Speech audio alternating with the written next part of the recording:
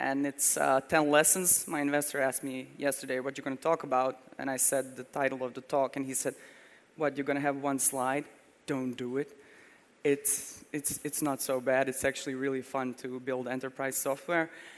So Igor introduced me already, but I'm the co-founder and CEO of Farseer, and I'm a computer engineer, so I went through the ropes from developer, project manager, business analyst, product manager, VP of product, and co-founder and CEO today. And I've always been obsessed with enterprise software for some reason.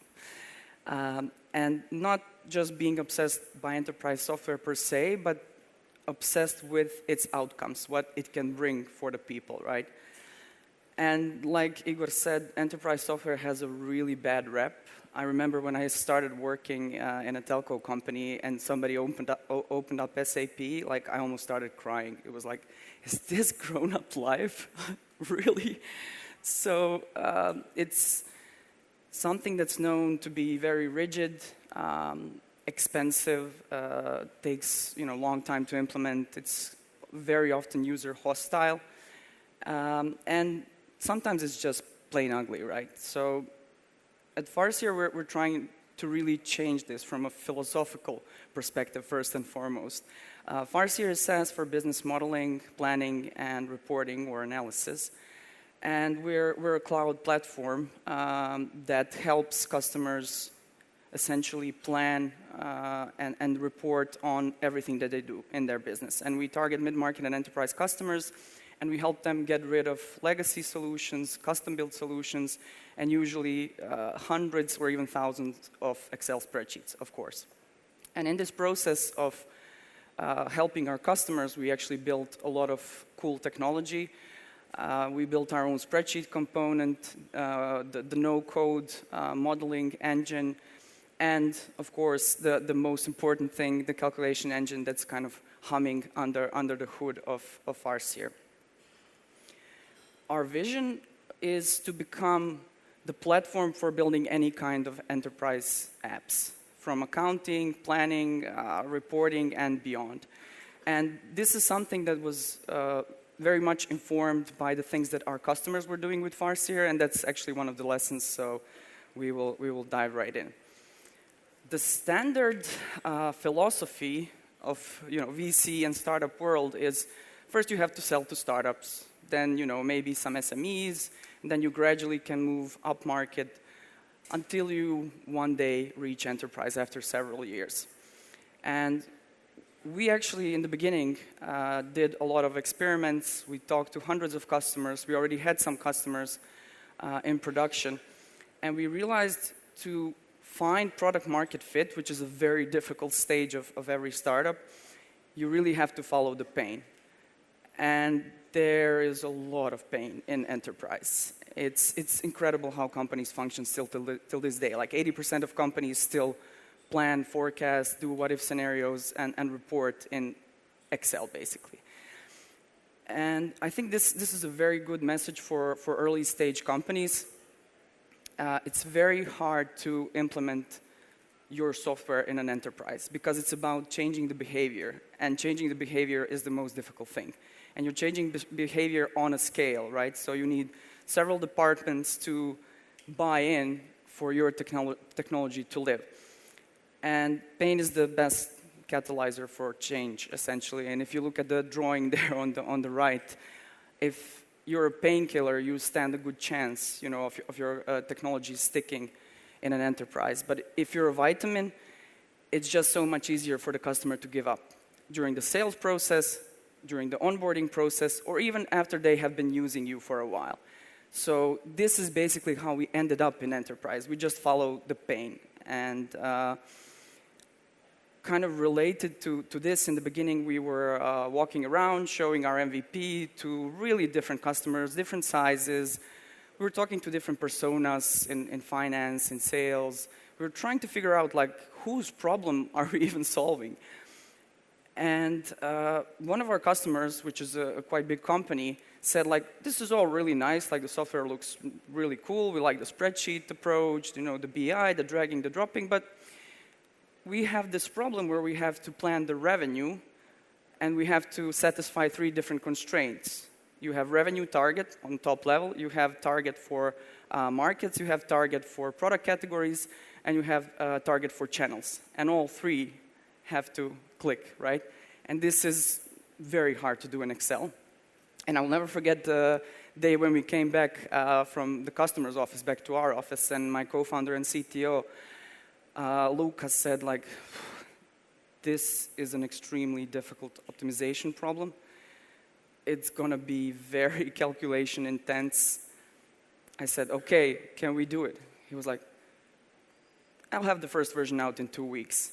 I mean, of course, it took several months. That's also one of the qualities of startup founders, that you are ridiculously optimistic and extremely naive, because if you were not, you would never do this in the first place, right? And two big things came out of that particular moment.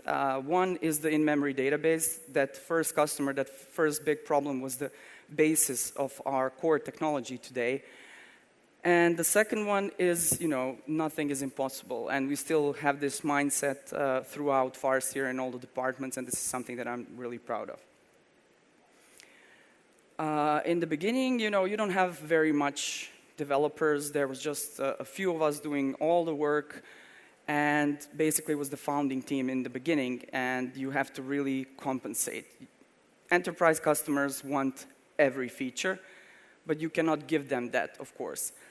I don't know if you know of a product management tactics called the Wizard of Oz. And when Dorothy opened the curtain, and there was this guy the whole time managing everything and being the wizard, right? So this was a very useful approach for us because we made up with our customer success team everything that we lacked in features.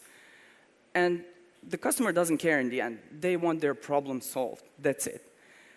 So this is something that we kept even now after 3.5 years, because it's, building a feature is the easiest thing. Maintaining that feature and building the features that will be born out of that feature is the problem.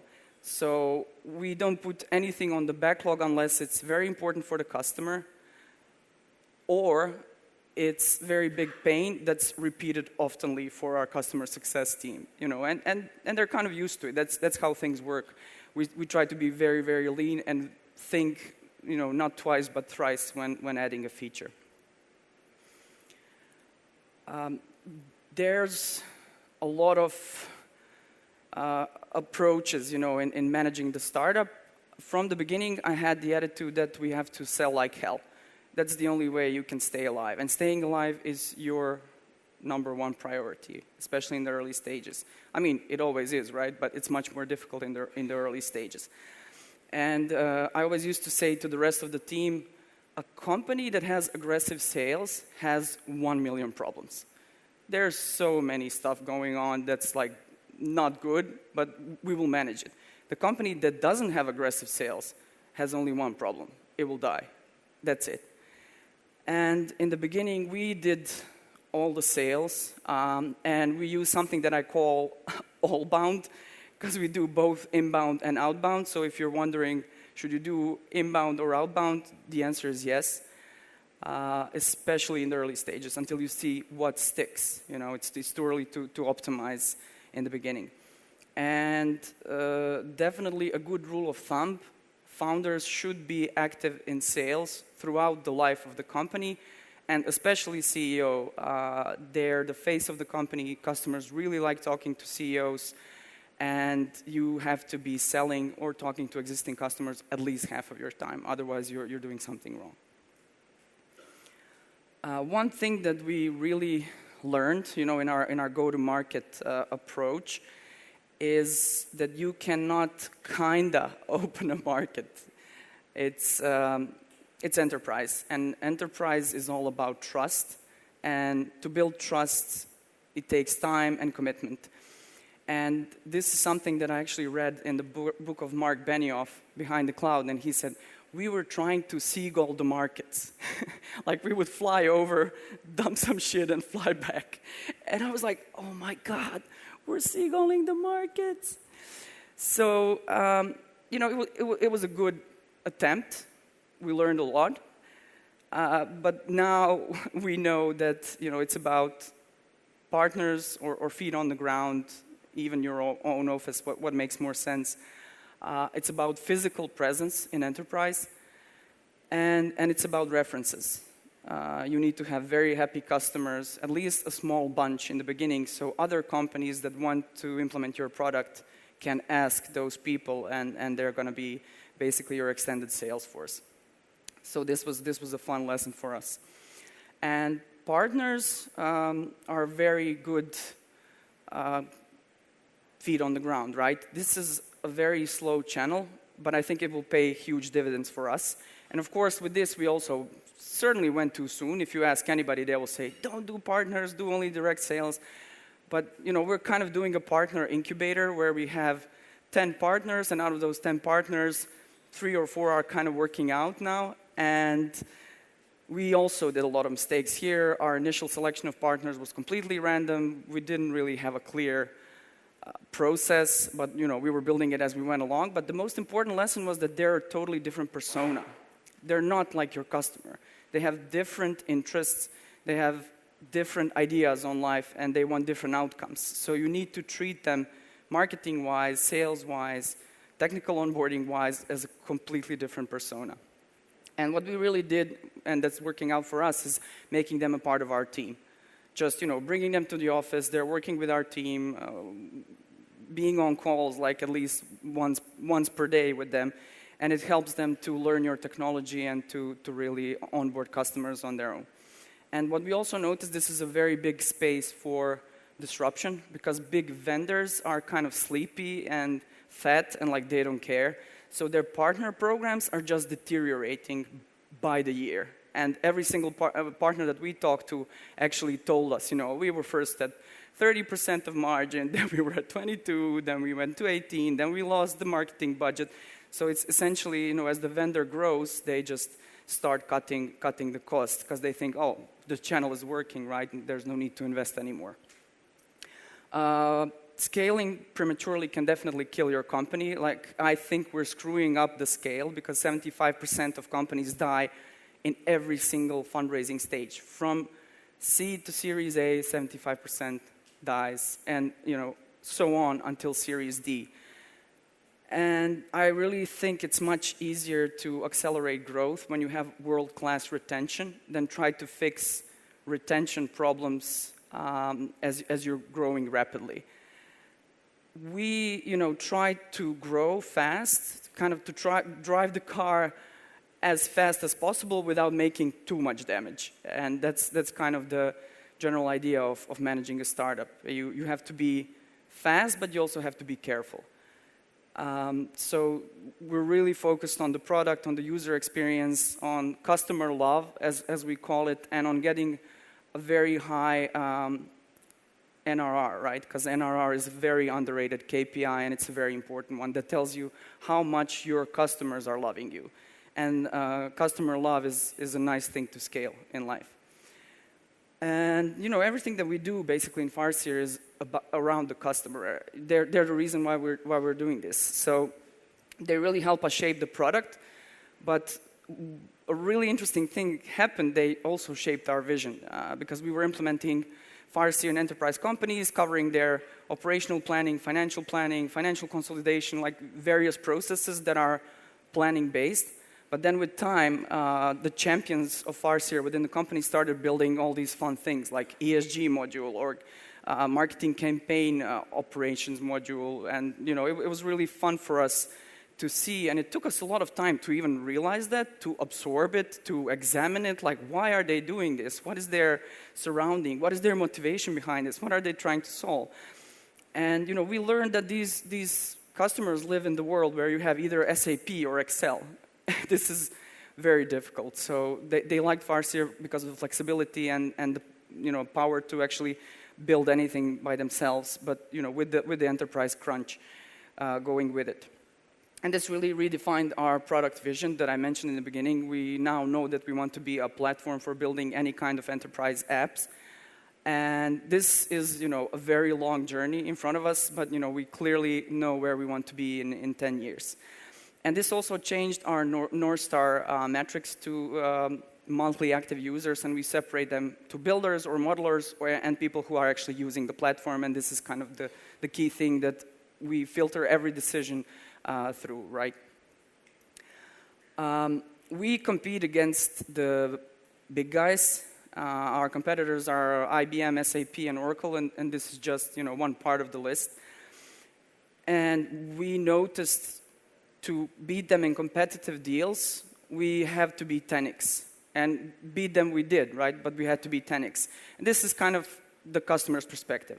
It's a combination of usability, customer support, pricing, all the things, right? And this is the only way that somebody will take a risk on a startup, if their dividends are very high on that risk. And long term, you can't beat them at their own game. So we like to say, if they're playing soccer, we're going to play jiu-jitsu. It's a very, helpful mental exercise. And to win, we realized that we need to actually invent our own category. And that's exactly what we're doing. We're just playing jiu-jitsu.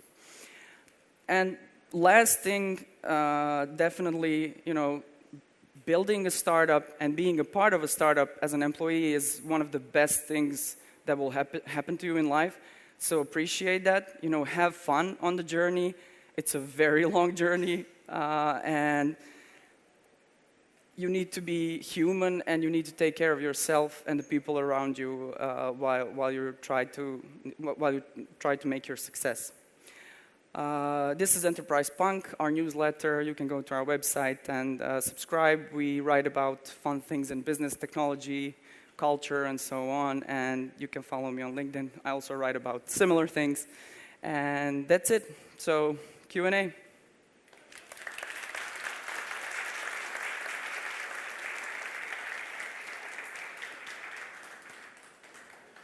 Do we have any questions? Yes, we do.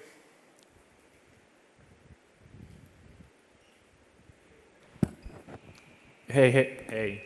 Thanks so much for a lovely presentation. You mentioned partnerships. So what I'm curious about is what types of companies are your partners? Just so we have a little bit of context. And then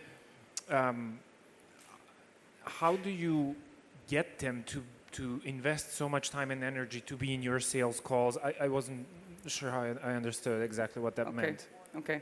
So partnerships is a standard thing in technology. Microsoft doesn't do customer onboarding per se. Okay, they have Microsoft services, but they're basically helping partners around the globe to adopt their technology, and then the partners are onboarding the customer. So that's the model. And our partners are system integrators and financial consulting companies. Those are the kind of the two most often types of companies that we work with. What we learned is that you need to, come to dinner and bring a deer to the table, because it's very hard. You're spot on there. The motivation is low. They already have profitable technologies, profitable teams. For them to go away from that and chase some new technology, it takes a lot, and there's a big inertia there. But what we did and what really worked out well is selling for them and giving them like the first few leads. And then we help them close those first few projects. And then we help them onboard a customer, train the team. So that was the very good thing that I think we did. Thanks. Yeah, welcome.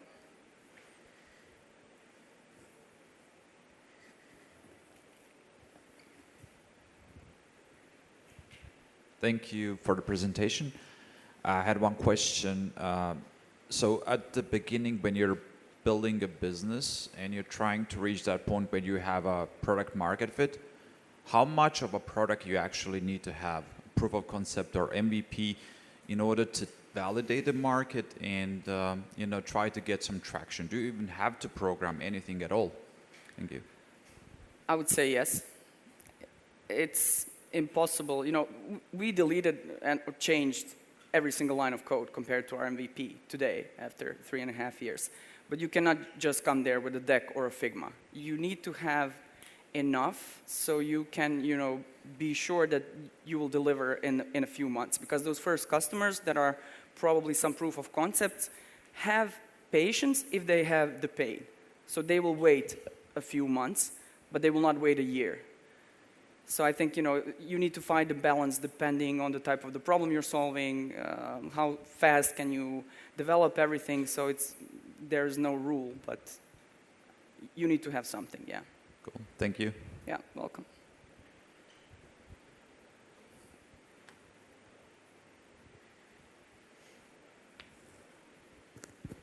Hello, thanks Hi. for the presentation. You mentioned instead of playing soccer, you should play jiu-jitsu, which basically means to create your own sports in some Create sort. your own sport, yeah. So basically what you were saying is that picking down the niche. So my question to you is, what was your thought process behind, you said you went to all enterprise software, like general package, instead of niching down to specific areas such as reporting or something like that? Like what was your thought process in deciding to stay broad instead of going more niche down in terms of enterprise projects? Well, there are two things there. First is the customer and the type of problem that you're solving, because planning is kind of an enterprise-wide operation.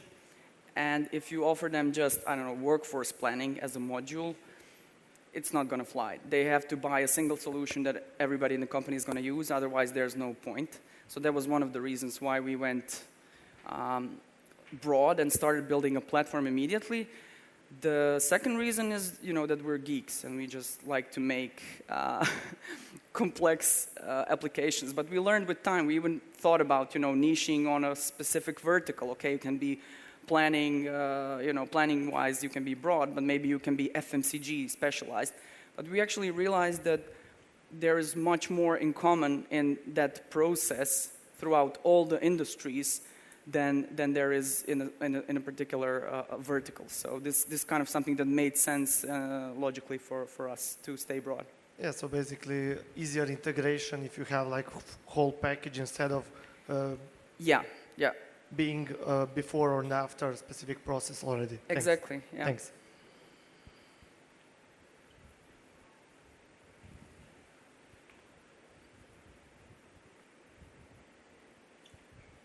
Hi. As a CEO and co-founder, I was wondering, since you do sales too, what is the biggest lesson you learned in selling to the enterprises? That's a good one. The biggest lesson,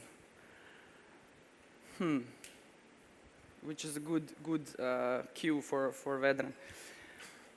I don't think I can really distill one lesson, but I think it's trust. You really need to build trust. As a person, as a team, as a product, as a website, you just have to build trust, because these are high-stake decisions. Enterprises will buy you, and then they will not change you for 10 years. And somebody's career is on the line. So you have to really support them through the process and build trust. I would say that's kind of the key lesson for us. Do we have any more questions? Then thank you, Matija. Thanks, guys.